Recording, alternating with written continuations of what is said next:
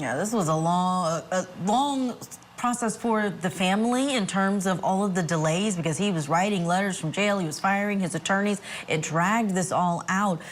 But I felt like, and Michael, you tell me if you felt the same, he did want to at least be seen in front of his family as a good father. So Toby Madden getting up there and saying he only came into our lives to take. He was not a good father. He did nothing that was worth anything. That seemed to be something that actually got to him.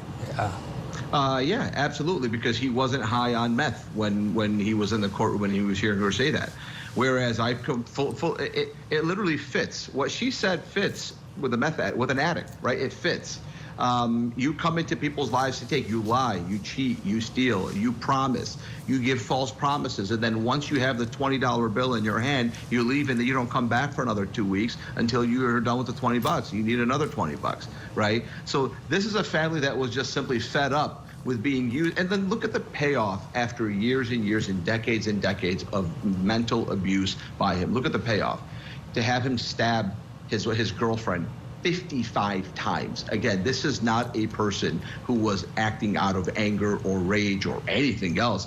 This is an absolute creature of just the worst rung of society, right? So yeah, I sympathize with her. I fully believe everything that she said, and it makes sense, and it all fits. There's no human tragedy element, and there's no Shakespearean tragedy. This is just an addict acting like an addict.